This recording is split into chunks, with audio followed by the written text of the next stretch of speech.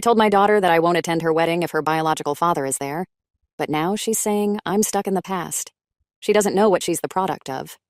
I would appreciate some advice on the current situation I find myself in, and I am hoping an outsider's viewpoint can offer me some clarity. For some context, about 24 years ago, I was sexually assaulted by a close friend of mine and got pregnant by the encounter. I was inconsolable for months after the event. To make matters worse, I found out I was pregnant at about 20 weeks, and where I lived at the time, it was illegal to get an abortion after the first trimester. My husband had really been my rock and my support during that time, and I do not know how I would have ended up if not for him. He said that I could put it up for adoption, or I could keep the child, and he would raise it like our other children. I decided to not give it up for adoption, but raising the kid was hard. I am half Polish and half German, and he is half German and half Russian. We both have pale skin, light hair, and blue eyes, as well as being fairly tall. I'm about 178 centimeters, or around 5'10", and he is 191 centimeter, or about 6'3". However, our daughter Luna is about 160 centimeter, or 5'3", has dark hair, and a brown complexion like her biological father. I often heard snide remarks about me being an unfaithful wife, because it was obvious that she was not my husband's child. It was especially hard for me when Luna was young, because she looked so much like her dad. My husband took care of my daughter most of the time since I had bad flashbacks whenever I saw her face from when I was assaulted. As she grew up, it died down a bit. But I would still get these horrible panic attacks when I saw her wearing boys' clothes and short hair. Since I was prone to having panic attacks, Luna ended up being closer to my husband than she was to me. Also, she often ended up getting a little more than her siblings from my husband as some sort of compensation because of me. We never told her that she was the product of sexual assault because I was too ashamed, and my husband did not want her feeling different from her siblings. I often told her that me and her biological father got into an altercation and never spoke to one another ever again. About 2 years ago, she got one of those DNA test items and found out she had a relative in the system. Said relative got Luna in touch with her bio dad, and they started talking despite my protests. He apparently wanted to speak to me about something he wanted to tell me, so Luna attempted to persuade me to speak with him. I made her aware that me and her father shouldn't ever be in the same room together. Now, Luna is getting married to a lovely young man. Some of the COVID restrictions have been lifted, so she is able to have a decent-sized wedding. The original plan was to have my husband walk her down the aisle, but he had gotten into a bad accident, leaving him in a wheelchair until his legs are strong enough to support his weight again. However, this is not her idea of a picture-perfect wedding day, so she invited her biological father to have the honor of being the bride's father. Her wedding invitation not only invited my rapist, but she totally disrespected the man who raised her. Although I or a bridesmaid could have pushed him down the aisle, she thinks it would not fit the vibe of the wedding. My husband looked so shocked and upset that she would even think of this, but I was furious. I have a visceral hate for that man, and I let her know that I would not be anywhere near him. She told me that this is what she wants, and there's no changing her mind, so I told her I will not be attending if he's there. She got upset and told me that I shouldn't hang on to the past, but I laid it into her that she doesn't know what happened between me and her biological father, so she shouldn't stick her nose where it doesn't belong. Though I feel terrible about what I said and how I said it, and I can't be blamed for her being born or not knowing what happened since I never told her, I still feel as though my wishes should be respected if I say I don't want to be in the same room as someone. X. I'm now okay with her contacting her father. I just do not want anything to do with him. Also, it's rude to replace your father with another man who you've barely known for 2 years because of something he couldn't control. Can anyone offer me a perspective that I am not catching? Has anyone ever dealt with this, and if so, how? Update. Before I get started on the update, I have a few things I want to address. A lot of people have questioned me on why I did not tell my daughter that she was a product of sexual assault. The only answer is that I was ashamed of myself. For some context, before I got married to my husband, I actually was very close friends with my attacker. We grew up together in a small community, and our families were close. Our parents even wanted us to get together. He was always interested in me, but I didn't give him a chance until university. I broke it off with him and started dating my husband, but I never cut him off because we were very close. He invited me over to drink. This was normal for us. And when I started getting a bit tipsy, he raped me. I was very traumatized by the situation and tried to get him jailed, but I couldn't. He had a very good reputation, so everyone believed him, even my own mother, when he said I willingly came over and did it with him. I eventually stopped pursuing because of the social pressure, which only got worse when I found out I was pregnant. I eventually left that place with my husband and kids to live somewhere else. After I gave birth, my husband suggested therapy, but I was scared of being judged again, so I decided to bury it and try to forget about it. I just realized now that it was the worst way to go about this, but it's the only way I knew how to honestly. On to the update. After reading all the advice I'd gotten, I decided that I should stop running away and tell her everything. I called her to come over and she did.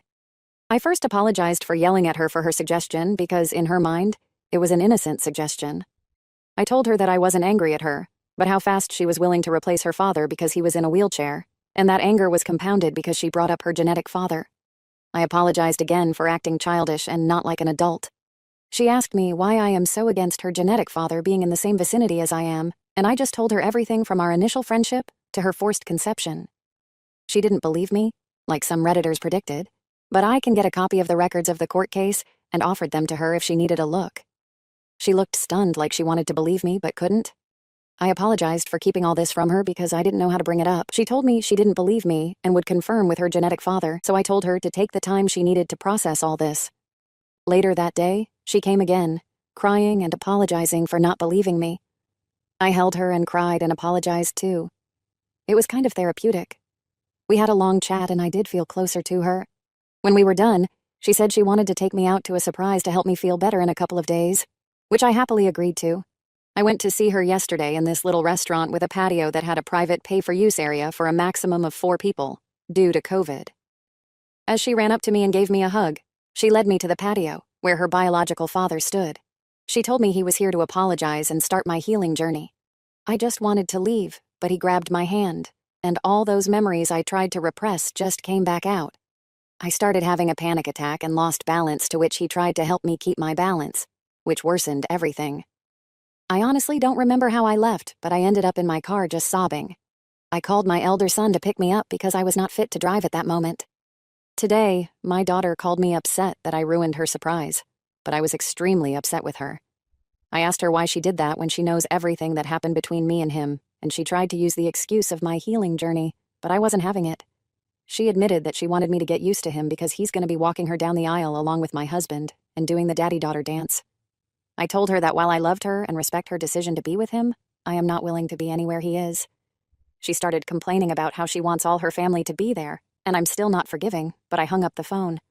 My husband is aware of everything and stands by me of not going to her wedding, but I don't want this. If my other children were to know, they would stand by me and tell the rest of their extended family, which is going to lead to my daughter getting disowned by the family. There is no need to give me advice on this because I will be seeking professional aid. Anyways, one good thing to come out of this is that I'm finally confident enough to seek therapy. Thank you for listening to my venting and for commenting on my last post. Happy holidays. I hope you enjoy it with those who you love. Update 2. Hello, everyone. It has been a while since I last posted on this website. I have a few new updates for everyone that has been asking me. I apologize for not getting to everyone in my direct messages, but I really appreciate everyone sending me support through those tough times.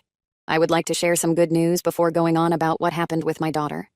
My husband is able to walk again, albeit with a cane, but it is progress. We have been going to physical therapy to help strengthen his legs after his accident. It's good to see him happy and walking again. I've also been to therapy and met this wonderful and sweet therapist. My therapist is so patient and kind. Since my husband and I started together a few weeks ago, she has been extremely helpful. Bless her soul and all those who recommended therapy. I would have missed out on such an experience, so my thanks go out to all of you. Like most of you advised, my therapist also advised me to tell my other children about what went on between my youngest. For reference, I have 3 other children, 30M, 27F, 27M. My eldest boy is the only one that had a slight idea of what happened, but the other 2 were left unaware. I was quite scared and anxious to tell them what happened, especially because my mother and other family members initially reacted negatively. I invited them over around 2 weeks ago for a family dinner and told them everything that happened with the conception of my youngest to what happened recently. They were all silent and stared at me, so I became a little nervous until my daughter started crying. It was so upsetting for her, and my 2 sons were pissed off at my youngest and her father. They asked why I didn't tell them earlier, and I told them I was just scared of how they could have reacted. My husband took them out of the dining room to talk while my eldest daughter just cried together.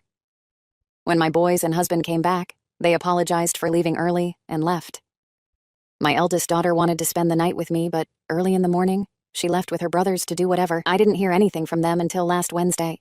I was on Facebook when I saw my elder daughter's post calling out my younger daughter for not only ignoring the man who raised her, but siding with her mother's R-pissed and re-traumatizing her. My boys made similar posts as well, dragging her name through the mud. I had so many direct messages, but I didn't want anything to do with them, so I deleted the app off my phone. Since I don't like people knowing about my personal life, I asked my kids to take down the post. They said they did, but I haven't re-downloaded the app to find out. My youngest's would-have-been husband came to my house with his mother to apologize. He told me he broke off the engagement because he couldn't be with someone who treated their parents like that. His mother let me know how disgusted she was with my daughter's actions, and someone like that would never be a part of her family. I was honestly stunned by all the support I have received. It's one thing to receive support online, but receiving support in real life was surreal for me. I am a bit disappointed because I wanted my daughter's former fiancé to join the family as he is a lovely and sweet boy, but he has boundaries in a relationship that my daughter unfortunately crossed. As for my youngest, she is furious with me. She sent me a nasty voicemail saying that I ruined her life. Her friends and fiancé basically cut her off. Needless to say, I felt terribly sorry because I had attempted to avoid this situation at all costs. I went through what she is experiencing, and I know exactly what it feels like. I told my therapist about this, and she told me that the difference is that while I was the victim, my daughter brought it on herself. My therapist is probably right, but I can't stop this feeling of dread. I tried to call my daughter, but once I heard her father on the line, I hung up. He took it upon himself to let me know that my daughter is depressed because of my actions. I feel terrible for treating my daughter like this. My husband says that I should focus on myself, and I'm trying to, but I just can't stop worrying. I don't think that my daughter is safe when she's with her biological father. This is all that's going on in my life right now for all those asking. Thanks for listening to me, and thanks for the advice again. I really appreciate everything.